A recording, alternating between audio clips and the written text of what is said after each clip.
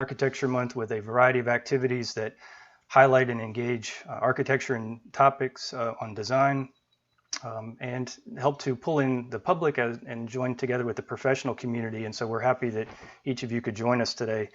I'm going to introduce a couple of our members from a partner chapter, AIA Richmond, and I will begin with Taylor Clark. Thank you, Joe. My name is Taylor Clark, board member of AIA Richmond, like Joe said. I also co-chair the Professional Development Committee down here. And we are really excited to be able to offer this presentation as part of our program, and are looking forward to future endeavors of collaboration with AIA Northern Virginia. So we were really grateful that they reached out to us and included us in this event today. I will pass it on to my fellow co-chair down here in AIA Richmond, Christine Snetter.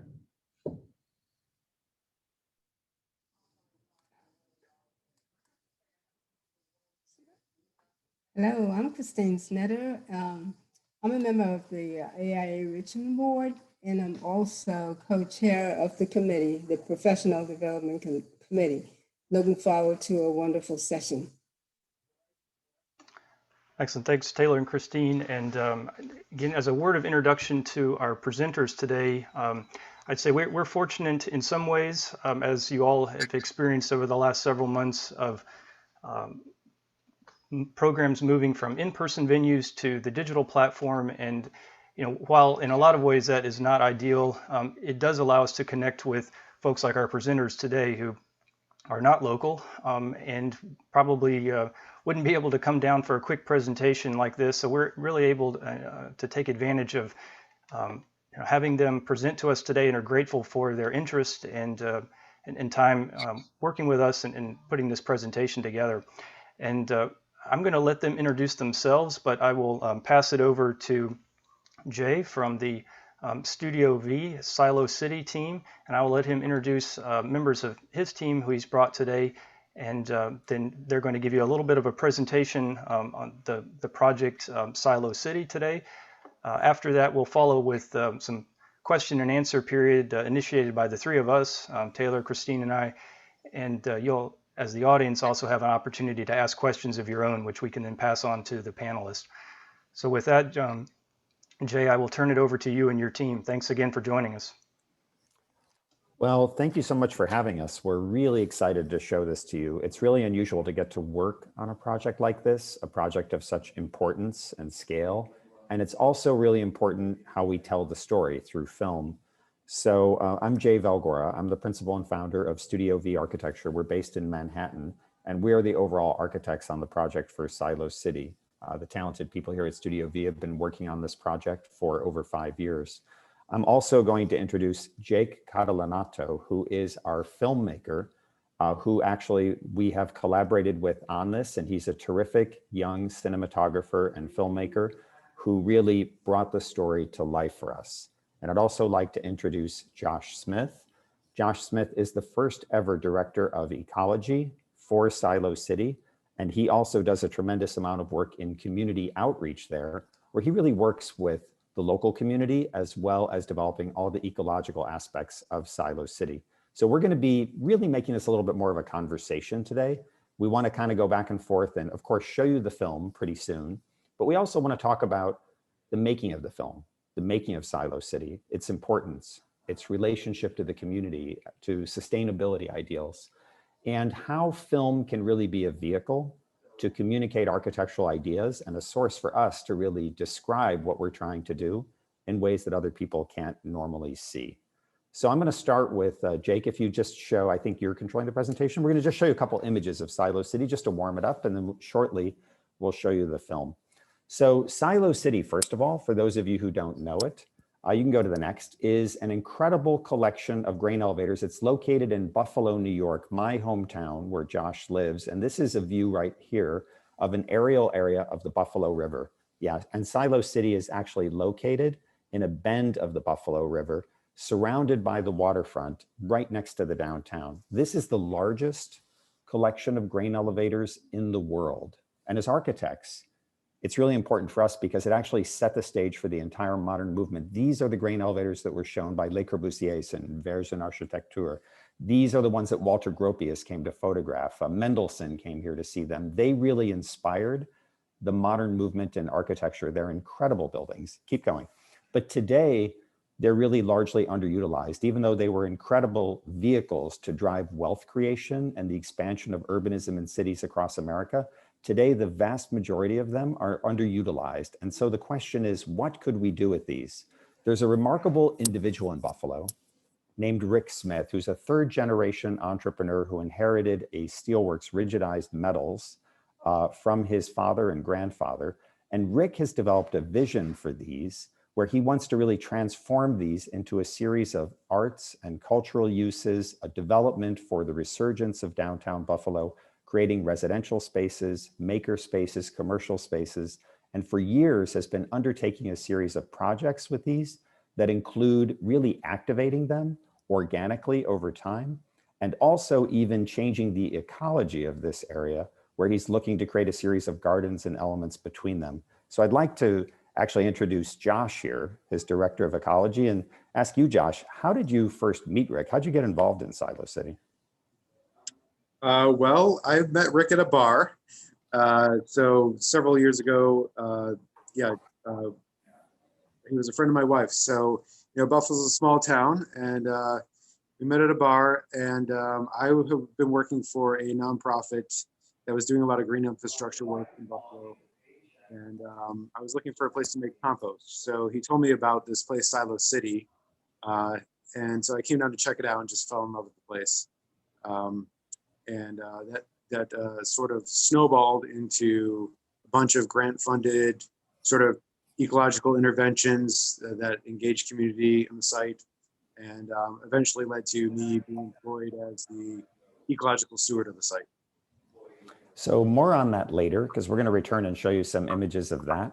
Now, maybe to begin then, we'll start with a recap of the film. The film was one of the winners in the AIA Film Challenge, and we're going to show it. It's 90 seconds long, and then we're going to deconstruct it a little bit and give you a little more background on both the design and the story of Silo City, the ecology and the gardens that Josh was talking about, and most especially, Jake's going to take us through some of the making of the film. So shall we roll the film next?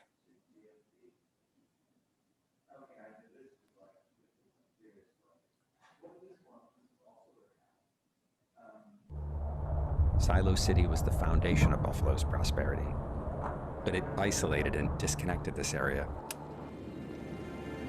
The demise of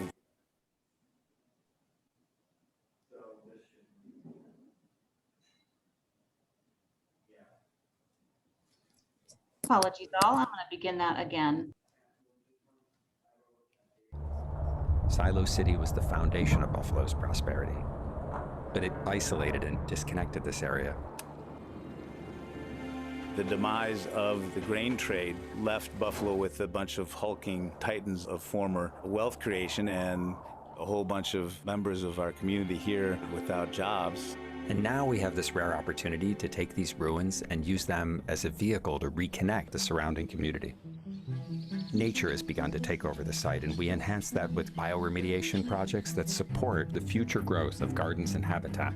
Biodiversity is what makes a place resilient. This is the perfect gathering space where people can actually interact with the environment and not just as a spectator. Occupying the ruins is part of the idea. We're going to create pathways and passages across every level of the buildings, gardens in the sky with views over the lake. But it also means making new links to the surrounding parks network. We're partnering with community leaders to create walkways from abandoned rail lines that currently divide the city. At the heart of this green network will be Silo City. The design for Silo City adapts the revolutionary structures into vast arts and cultural spaces with affordable housing, galleries, auditoriums, maker spaces. And like a city, it will never be complete. It grows from the people who use it. And when the city of Buffalo inevitably changes, Silo City is going to change with it.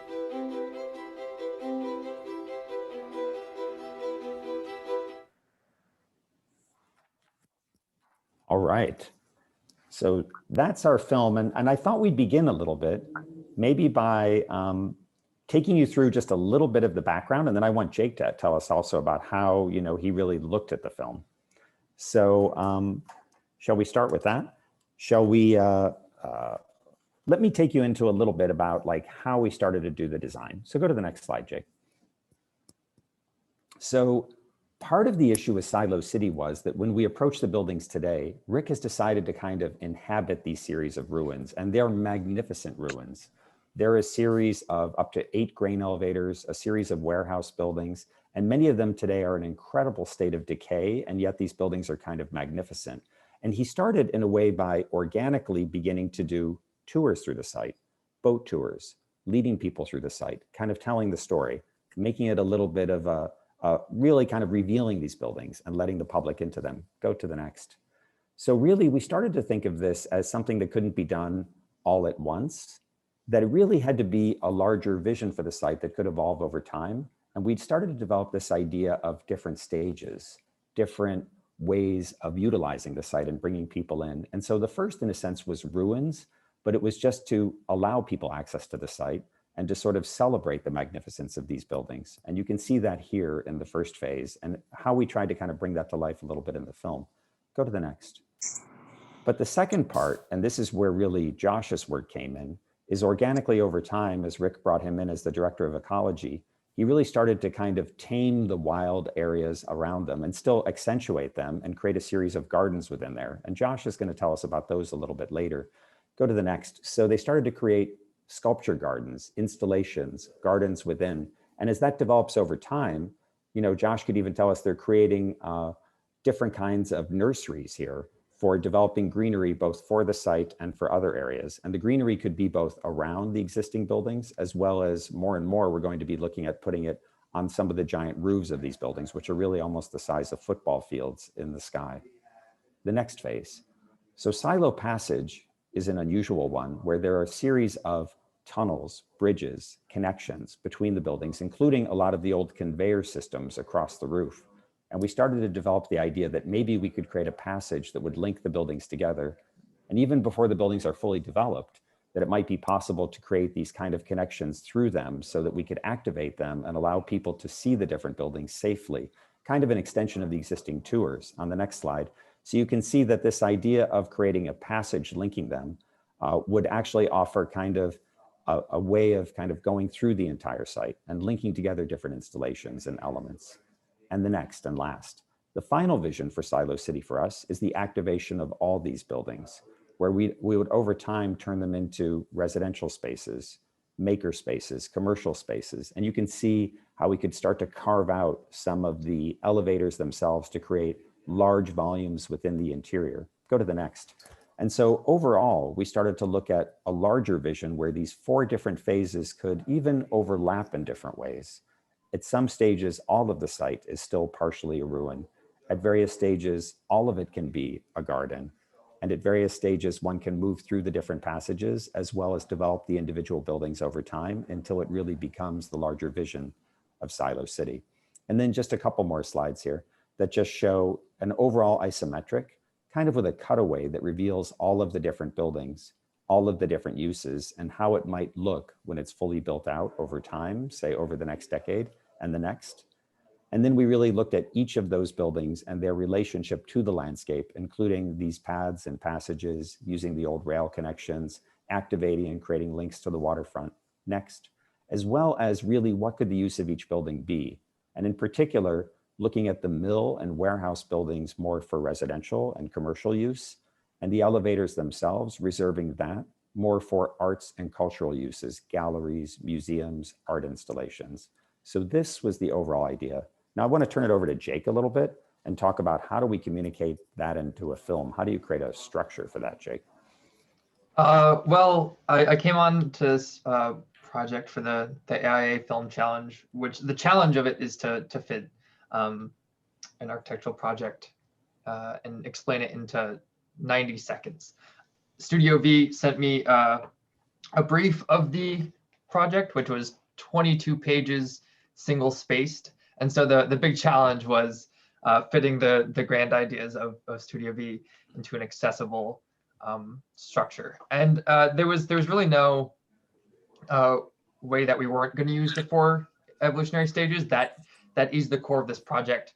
And so the film is structured around that evolution. But so I worked with Jay's son to pick through that 22-page brief and talk to Jay himself and to find through lines and patterns in the text, and pull out some narratives that we could work with to actually make a film have a story. So the first narrative was connectivity, and that a lot had to do with the community.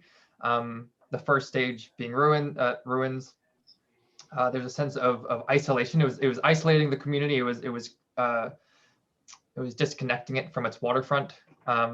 Gardens was a gathering space. People already were flocking to these buildings, artists and just awesome people from the community. And Gardens was a good way to kind of build that initial community of people. Passages was expanding that into the buildings themselves, giving those artists access to the building, and then having an expansive network that brings the community in through those like green avenues.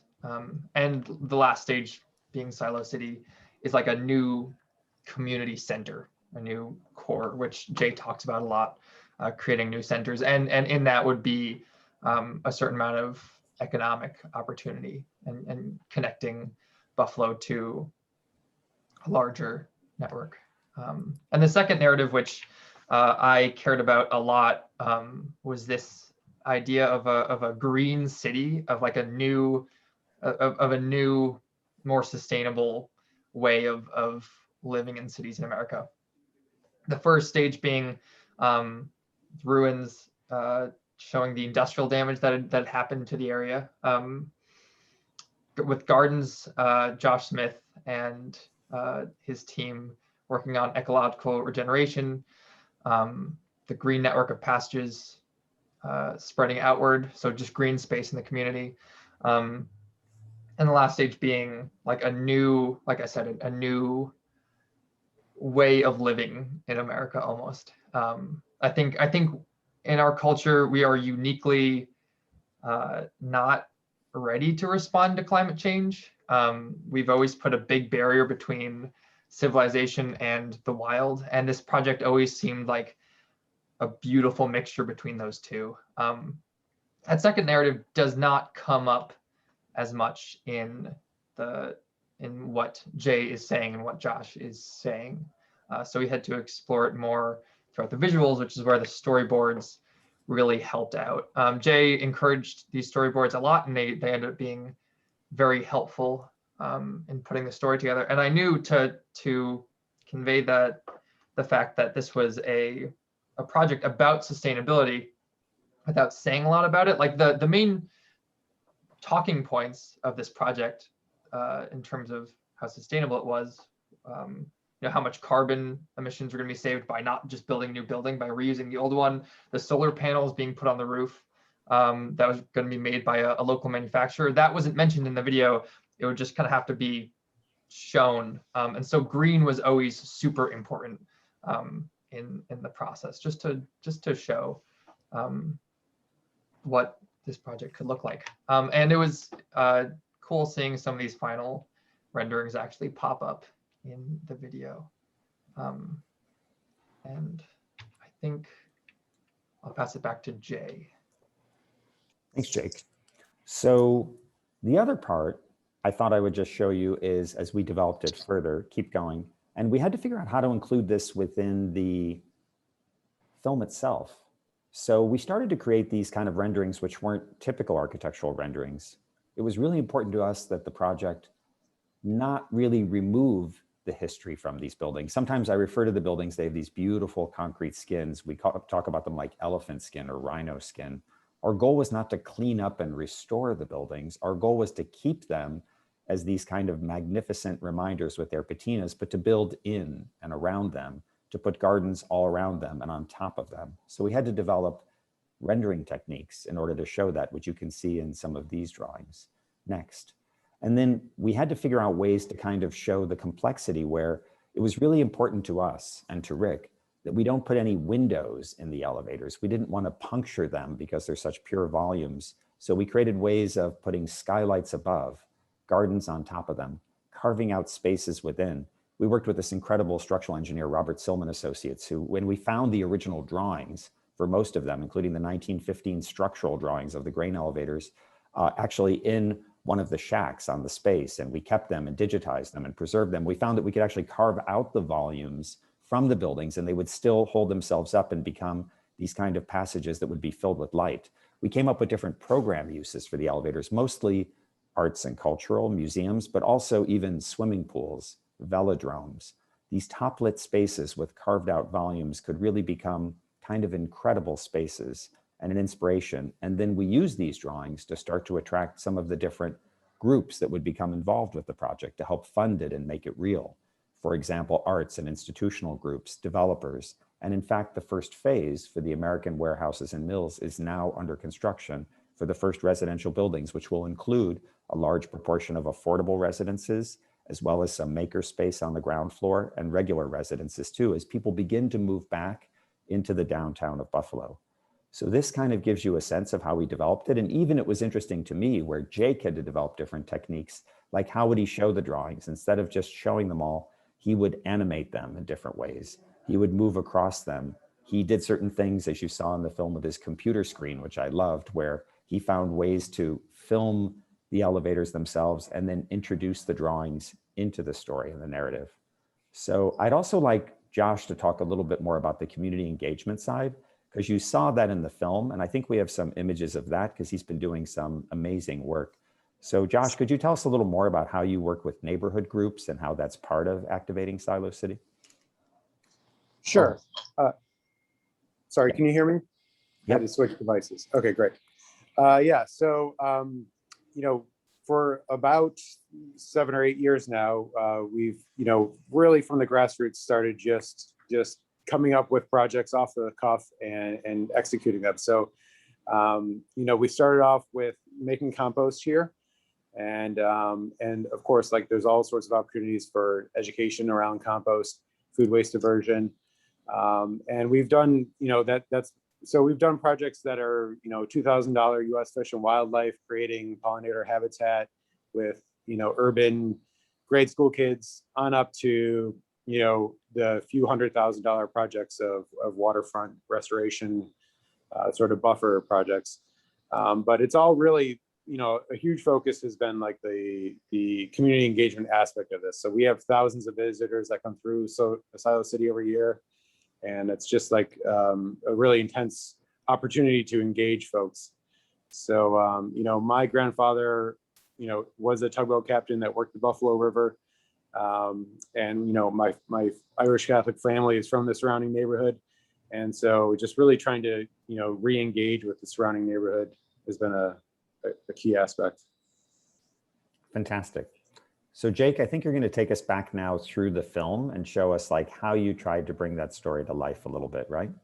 Because this was challenging. How do we tell the story of the architecture? How do we tell the story of the community? How do we do all that in 90 seconds? Yeah, I'll just talk over this video while I play it silently behind.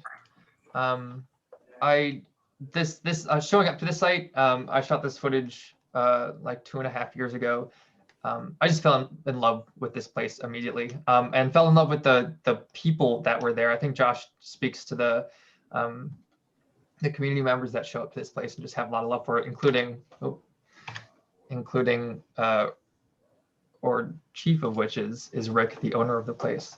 So I really wanted to capture one, the grandiose nature of this place, and two, the characters like Rick Smith and Jay Valgora. Yeah, and show the community around it. Like I said, green was so important in these initial stages of the film. And in terms of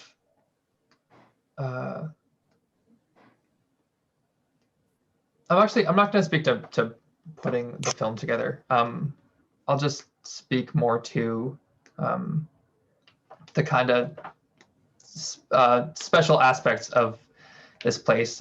There's a certain artistic reverence involved in it.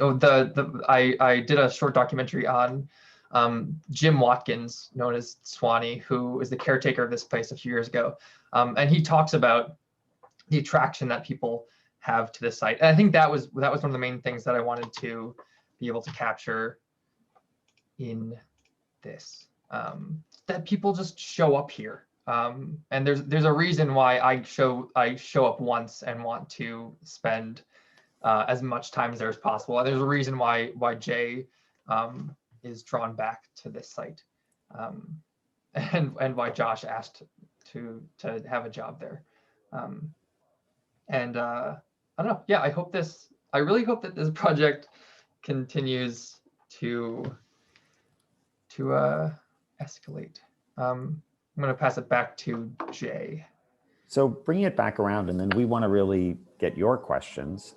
But if I were to try to sum this up, growing up in Buffalo, my father worked in the steel mills. My mother was an English teacher, and my father took me into the steel mills and also around the base of some of the grain elevators. And that was the reason I became an architect.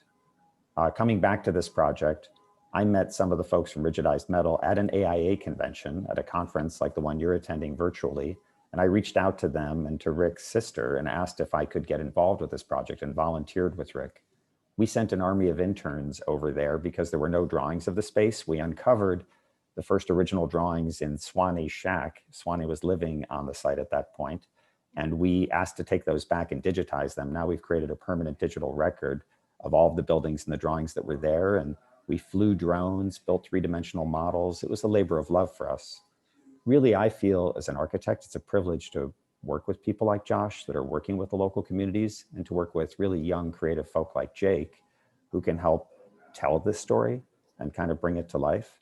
And I think this is not like a single project. This is really a vision for a community, for how to rebuild our cities, for how to create a sustainable future for our cities where we can reuse these magnificent buildings instead of tearing them down and find creative new uses for them, and really bring that life back into our American cities and create new kinds of architecture that celebrate the past as well as where we are today. So I think those were some of the themes we tried to talk about, and we'd love to answer any questions that you all have about the project and about its future, or about our roles, or anything else we could do in order to help tell this story. Thank you. So Jay and Jake and Josh, thanks so much. I had seen plenty of pictures about this project and had read some in preparation for this, but hearing the three of you tell the story behind it and seeing these additional images, I think I've already caught the bug that Jake is talking about, that you immediately want to go there and spend a little bit more time exploring. As I said in the beginning, Taylor and Christine and I have got a few questions that we wanted to start off asking, things that we've thought about. There are a couple of questions that are starting to come in too from the audience, and so we'll ask those as well. But I'm going to ask Taylor if he would start off.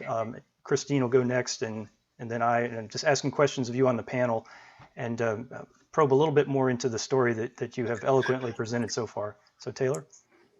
Yeah, thank you all for offering this content. This is a really fascinating project. And one thing I'd just like to pose to all three of you and get your take on, what aspects of the project do you feel were really only truly able to be enhanced and exhibited through the film medium that drawings or text or other more traditional tools of the architect just weren't really doing justice for?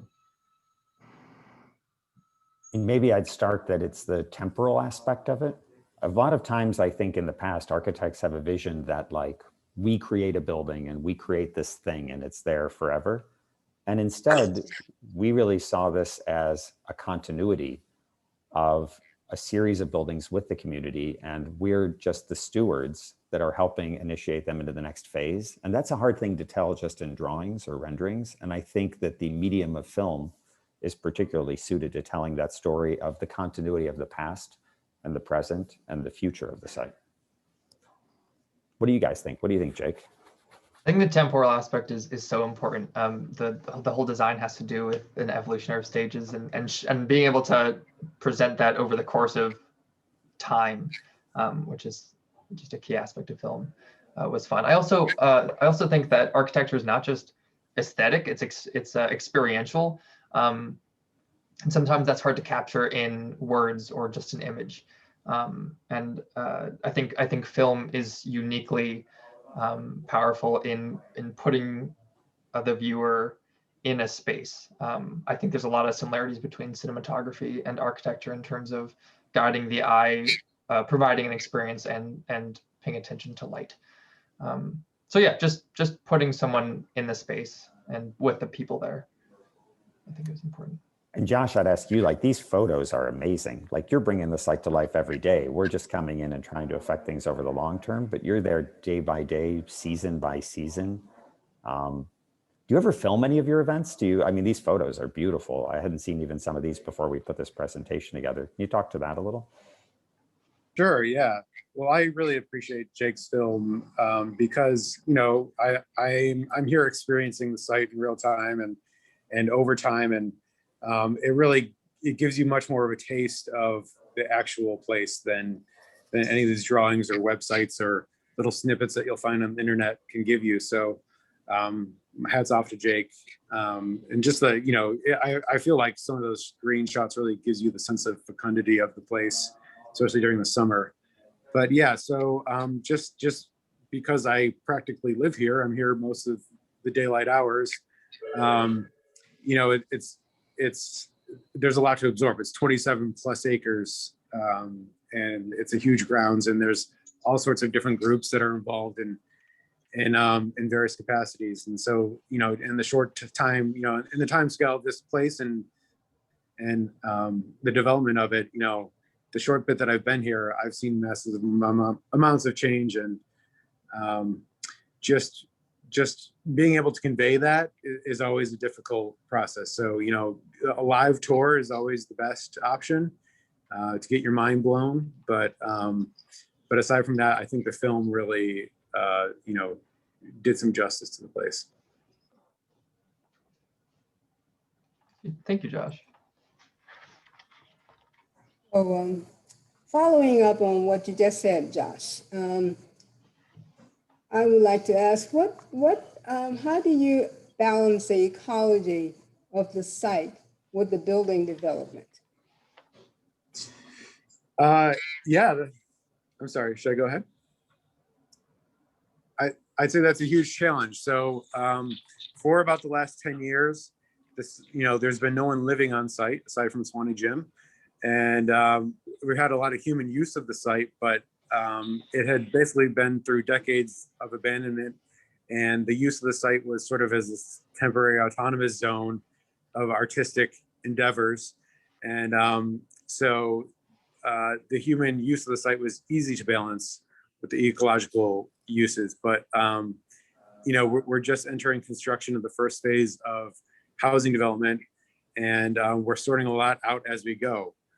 But, you know, the crux of Silo City is that, you know, we're in a very ecologically important zone, right? We're on the Buffalo River, and we're just a stone throw from Lake Erie. So anywhere where land meets water, that's a really rich ecotone that even when it's been highly industrialized and changed beyond recognition, it's still a really important ecological zone. So, you know, this place is all about, you know, we call it a novel ecosystem, right? It's never going back to the floodplain that it was. So it's about where do we go from here, given the circumstances. And that includes knowing that human use of the site is what's going to keep it alive and open to the public. And so it's really just like this iterative figuring it out as we go sort of situation. You know, I would just add in, it's amazing to me, even since we started coming to the site, watching the interventions that Josh has done, like we've seen them over time. And it's kind of a balance, I think, Josh, from what I've seen, like parts of it are very wild and parts of it are a little bit more cultivated. You started to tell us too, even about some of the areas with the TIFF Nature Preserve. Maybe you could talk about that, like how you guys are doing the nursery, because I've always thought it was amazing to use this former industrial site as a nursery to generate more plant material, more green material for other places too. Like turning it from a place that was really stripped of nature and back to a place that's now generating nature in a sense, now that nature has come back in and re-inhabited the space too. Yeah, well, I mean, that really, when I first come down here, there hadn't been much intervention ecology wise, right? The arts had already taken off here. The history buffs have been here. The architects were in love with the place, but I was really inspired by what nature had done on its own during the decades of abandonment. So, there's photos of there's an aerial photo of this place from 1995 where, it's a moonscape of ballast stone and rail yard. And just between then and the 25 or so years later, when I came onto the scene, the place had vegetated on its own, and there's multi-layered vegetation, and it's plants that are native and plants introduced from all over the world that have found a niche in our crazy slag soils. And, we've got peregrine falcons nesting in the silos, and turkey and red fox and white deer and all sorts of things. So that was my inspiration. So, I've always wanted to just tread lightly and really sort of, accentuate the sort of succession, the ecological succession of the site, as opposed to work against it and try to just purely impose our human uses on it. So, but yeah, so, we're part of the Buffalo Outer Harbor, which, has come in, completely industrialized. And then, large parts of it has fell out of human management and become green spaces again. And then it's gone through a rebirth of public use. So part of that is TIFF Nature Preserve. They're just, a stone throw away down the road from us. It's a 200 or so acre nature preserve that's built on a landfill and filled in shipping canals. And we've partnered with them. We're in the middle of a 3-year project. We're growing out hundreds of thousands of plants for them to as part of a restoration project. So yeah, we've really, we've got our fingers in the big surrounding area. Across the river from us, there's a proposed elevated, there's an abandoned elevated railway that has been proposed to become a new sort of Highline style trail. So, and I'm giving my 2 cents to not mess it up too much. Let's not treat it as a blank slate and just do whatever we want with it. Let's recognize the beauty of all these different species that have taken over since people stopped managing it. And so that's our overall goal with the ecology of the place, is really just to accentuate the succession that's already taking place and enrich it, increase biodiversity, and just like celebrate what's already happening. Hey, Josh, we should talk about that because a friend of mine in New York City, Barbara Wilkes, is the landscape architect for that. You probably met her, I'm sure, but if you want to talk with her about your ideas, we could connect you with her because I know her very well. Absolutely. Hook me up. I think that would be important. Hey, Jake, can you, just to touch on that question too, you had to go to the site really early in the morning, right? We shipped you off to Buffalo because he wanted to capture some of that nature. Josh, what was that like? Jake, how did you do that?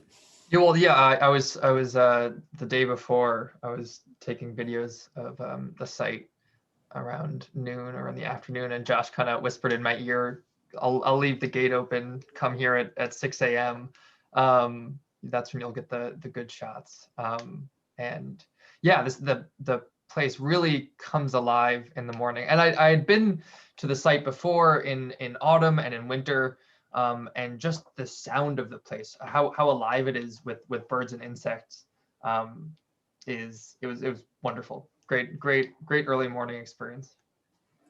And that's when Jake got that footage of he was lucky to get the deer wandering through there, so it was perfect. Jay and Josh, building on a couple of things I heard from you, and Josh actually mentioned the Highline project, which many people are probably familiar with, certainly if they've been in New York City. I'm going to combine a couple of questions that I'm seeing coming in from the audience because these are things I wanted to ask too. Is Were there specific inspirations that you looked for, like Highline type projects? I mean, this is really unique. It's not like a city has, every city has one of these. And so are there things that you were looking for as a typology that you thought to recreate, or how much of this was a unique approach? And the second piece of that is, because this is so unique, are there lessons that could be implemented by other cities that may have similar types of places, abandoned industrial sites, underutilized areas that they don't know what to do with right now, and they might look to you for inspiration and an example? Wow, those are some great questions. I think that, I mean, as an architect, I'm really interested in the notion of history and continuity of history. And growing up in Buffalo, I'm really interested in industrial history. And that was a huge part of the growth of America. As we talked about in the beginning a little bit, the grain elevators really drove the urbanization of America. Really, as they were developed by Joseph Dart, they were invented prior to these concrete structures, right after the Erie Canal in about 1840. And so these were things that were actually an outgrowth of the Erie Canal. And so I think that the idea of creating kind of industrial layers and revealing the story of these buildings really is one of the things that we're interested in as architects. We had a really key project in New York called the Empire Storage Buildings, where we redid a series of coffee warehouses right next to the Brooklyn Bridge. So for us, I think that there are new typologies. Looking at things like the High Line, I think that the reuse of these industrial structures is actually going to be critical. And I think that more and more we're looking at in our work, reusing an abandoned railway bridge in Niagara Falls. We have done projects for reusing former oil tanks on the Brooklyn waterfront with the tanks and Maker Park, redoing these grain elevators. For us, really, I think it's about, these are magnificent structures and they shouldn't be abandoned or simply torn down. We should figure out new ways to create new themes, new uses to kind of celebrate these former industrial structures. I think that's really actually a big part of our future, especially as we reclaim our waterfronts, especially as we take the industrial areas that, as we said in the beginning of the film, when Jake began it, these were the places that cut our communities off. And now they're going to become the new typologies for unifying our communities and connecting them back together and connecting them back into also their surroundings and environments. So I feel that this is actually a huge thing that we face as architects, a new typology of the reuse of these structures and reintegrating them back into the fabric of their communities. I don't know if you guys want to jump in on that. Like it's inspiring to me. We work with young people and Jake always tells me like, you guys messed up our world and we are the ones that have to figure out how to tell the story of how we're going to bring it back, because now is the generation when we have to deal with climate change.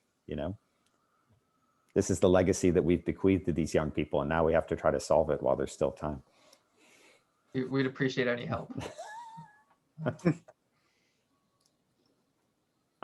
Guys, I was wanted to ask kind of another two-part question. How would you say the collateral of this film that you created has helped kind of sell the project and build a coalition behind the project? And second part to that is, how do you possibly envision other projects maybe that aren't quite of this scale or of this vision? How could those other projects also benefit from the new tool of filmography and filmmaking? Jake, you want to start that one? I'll jump in on it too. I can speak. I can speak more to the second half of the question about how other projects can benefit from film. There were over 150 submissions to the AIA Film Challenge from a variety of topics and building sizes, and each of them were. I think the submissions this year were amazing. There was one especially about this just like small hut built from an invasive tree species in Hawaii. I think film for any sort of architectural or building project, I think film like I said, it's experiential. It's a tool. It's a great storytelling device. And in an age where a lot of things are digital and visual, it's a good way of exploring a project and the opportunities that the project has. And I'd add for the first part, in a sense, we're trying to proselytize the kind of ideals and vision that Rick has already begun and that Josh is helping build every day. So in a sense, we're not, we hope to just add on to the story that they've already begun. We're helping really just kind of share that. And we're doing that through things like the AIA Film Challenge, through the World Architecture Festival, through a whole series of awards, through public engagement and public speaking. So in a sense, I think we're not leading that, they are. Rick and Josh and all the others at Silo City are leading it, but we're really just happy and feel humbled to be able to play a role in supporting that. And I think that, you know, as the buildings go forward, as they're going to be realized over many years, as the vision will change, because it's not an absolute vision. Again, it's not like the absolutism of like the modern movement, like let's wipe out a city and create a new vision. Our idea instead is to take the elements that are there and to add new elements and to try to kind of heal the city and bring it back and add something new and celebrate something that was there. So I think that film really offers us a chance to tell that story. And I would really welcome the chance, because we just started with this 90-second film. Jake and I want to do a longer one because doing it so short was actually the hard part. And you can saw it was pretty packed in there, in that 90 seconds that you guys saw. It would be great to come back and tell a bigger story and to include more of the footage of the communities, the good work that Josh is doing, the kids coming in and doing the planting, the wildlife. I'd like to include more of that and to integrate that with the architecture and even do a more extended treatment if we could. That's one of our goals. Josh, you want to add anything to that? Because we want to come in and film you guys when you're doing your work. We'll have to figure out when that can be in as we get into a post-pandemic environment. Yeah. Yeah, well, it's funny thinking back to, I feel like I spent 6 hours with Jake for the 30 seconds. Yeah, so I guess I'm thinking back to, you know, how we're the question about, you know, using us as an example. And I just feel like, you know, that a site like this deserves an ecological steward, right? And I feel like that's something that gets left out a lot of projects. It's like someone to really dive deep and be a nuts and bolts sort of on the ground person to deal with, you know, like think deeply and deal with and manage the grounds of these types of developments, right? So I feel like that was a good move on Rick Smith's part to see the need for that. And I feel like a lot of these are, you know, people tend to see grounds as like one and done installation, and then you hire some random contractor to come tend it once in a while. And so since I'm talking to a bunch of architects, I'd say let's try to turn that mindset around and realize how integral the landscapes are to these types of projects, and like assign the value that they're worth. And just in my, you know, so my prior job, I spent 8 years dealing with vacant lots and vacant land all around the city of Buffalo and doing green infrastructure, and really just like the sort of amount of vibe change you can create with pretty low investment in landscape compared to what it costs to rehab these buildings is just miraculous. And so it's been a great like launching point for the site. And I just feel like, you know, we really need to recognize the value of deep engagement with the landscape.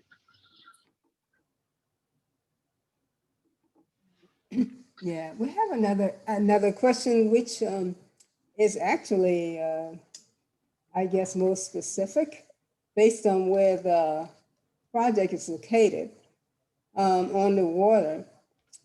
What steps have you included to ensure resiliency of the buildings? I know most of the buildings are older and they seem strong, but we just want to know what materials, what other things you have incorporated in this project to make it a resilient project?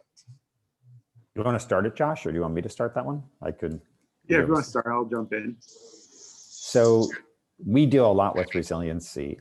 We do a lot of projects across many waterfronts, so it's actually an essential part of our practice. I sit on a board that's writing the 10-year plan for New York City because we have 520 miles of waterfront in New York City. We don't often think of New York City as all waterfront, but it's 4 islands and a peninsula. So, but you're right, the challenge here is that these are existing historic buildings, and we run into that all the time. So normally we would use significant elevation, and we have 2 forms of water. We're completely surrounded by the Buffalo River here, as well as we have the lake nearby. We're right near the mouth of Lake Erie, which is an ocean of water. So we can't move the buildings. We can do various things in order to try to protect them, including elevating all mechanical systems and so forth to make sure that we design the new buildings so that they're safe.